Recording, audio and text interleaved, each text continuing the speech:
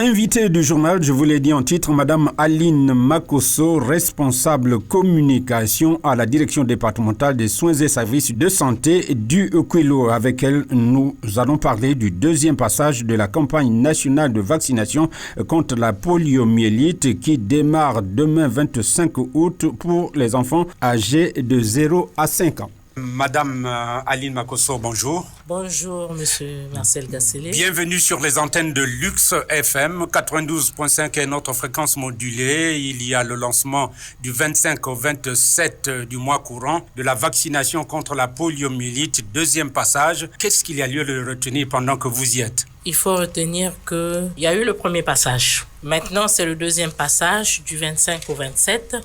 Et après ça, il y aura un troisième passage. Parce que quand les enfants sont plus vaccinés, et nous renforçons l'immunité de nos enfants. Donc, au deuxième passage de la poliomyélite, c'est la même stratégie que nous allons faire, de porte à porte. Donc, les vaccinateurs passeront de maison en maison. Dans les églises aussi et dans les marchés. Dans les lieux publics, donc églises, mosquées, marchés, ils vaccineront les enfants de 0 à 5 ans.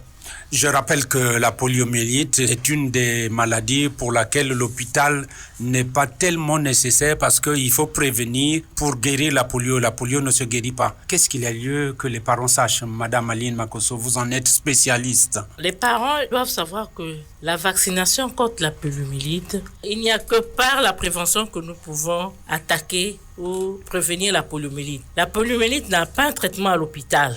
Seule la vaccination qui est le moyen pour prévenir la poliomyélite. Le vaccin polio oral est facilement administré sous forme de gouttes par enfant. Combien de gouttes il faut?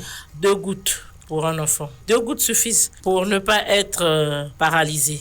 Il y a eu un journaliste, madame, animateur de Radio Congo, qui est paralysé par cette pathologie et il en a témoigné. Est-ce que ceux qui sont dans les quartiers peuvent apporter le témoignage? Oui, le témoignage, ça permet à tout un chacun de comprendre ce que c'est la personne a vécu. C'est une histoire. En tout cas, ça serait bien si, à votre niveau, vous pouvez avoir un auditeur qui peut faire un témoignage pour que les auditeurs puissent suivre comment c'est vécu. Parce que la poliomyélite, dès que vous l'avez, ça attaque un membre ou les 2 membres, vous êtes paralysé pour toute la vie. Paralysé pour toute la vie, vous êtes en direct à Pondila. Nous sommes suivis, Madame Aline.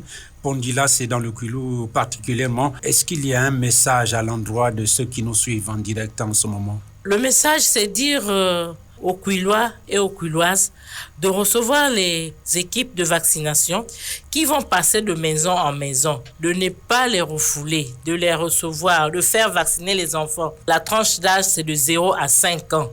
C'est une opportunité. Le vaccin, il est gratuit. Donc, il faut qu'ils reçoivent ces équipes-là chez eux. C'est dire que la vaccination ne présente aucun danger pour les enfants malades et les nouveau-nés. Au contraire, il est extrêmement important de les vacciner car leur niveau d'immunité, donc la protection, sont souvent très faibles pour ceux d'autres enfants. Donc, ils doivent accepter que ces enfants-là, même si un enfant est malade, qu'on le vaccine, qu'ils prennent ces 2 gouttes, c'est pas un danger. Même quand on est malade? Oui, c'est pas un danger pour cet enfant-là. Parce que les gens vont se dire, pourquoi trop de vaccination, Madame Aline? Bon, je disais que la vaccination de la polio, on la déclare. Un cas, c'est déjà une épidémie. Donc, au niveau de la République du Congo, il y a eu un cas depuis le 1er mars 2023. Donc, un cas au niveau de paralysie, au niveau du village Mikayaya. Dans le département de la Lékoumou. Bien sûr. Donc, l'enfant est âgé de 17 ans. Cet enfant-là a été confirmé parce qu'il a été prélevé, mais il a été confirmé au laboratoire la polio. Conformément aux recommandations de l'OMS, un cas de polio confirmé nécessite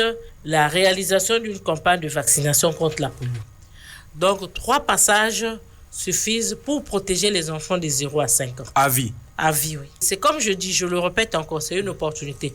Parce qu'un enfant qui est beaucoup vacciné, qui a plus reçu le vaccin de la polio, en tout cas, c'est un enfant qui est bien protégé. Dire aux populations également que les mélanges seront marqués, les doigts des enfants aussi seront marqués. Le doigt qui serait marqué, c'est l'annulaire de la main gauche.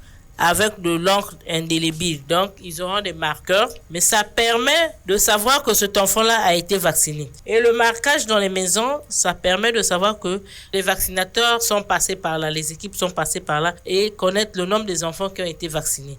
Donc, accepter qu'on marque les ménages, accepter qu'on marque les enfants. Parce qu'il y a encore une autre équipe, des moniteurs indépendants qui vont passer pour vérifier si les équipes sont passées dans les ménages pour vacciner les enfants ou si les enfants ont été marqués ou les ménages ont été marqués. Ça permet vraiment de bien suivre la vaccination. Madame Aline Makosso, je ne vous laisse pas. Il y a beaucoup de fidèles qui n'écoutent que leur pasteur. Quel est le message à l'endroit des pasteurs qui tiennent les églises? À l'endroit de pasteurs, je dirais que nous avons des messages au niveau des confessions religieuses. Un pasteur ne voudrait pas que ses adeptes ne protègent pas leurs enfants. Donc, on dirait que les pasteurs doivent relayer ce message à leurs fidèles pour que les enfants des fidèles soient protégés. C'est aussi leur implication que nous demandons. Nous demandons que les pasteurs s'impliquent. Ils sont des leaders dans leurs églises. Ils doivent appuyer le gouvernement à travers cette campagne de vaccination. Je vous dis encore une fois merci. Je rappelle que nous recevions en direct dans le studio de Lux FM Madame Aline Makosso. Elle est chargée de la communication à la direction départementale des soins et services de santé du département du Kwilu. En tout cas, Madame, nous vous disons merci d'avoir été des nôtres. C'est à moi de vous remercier. Merci.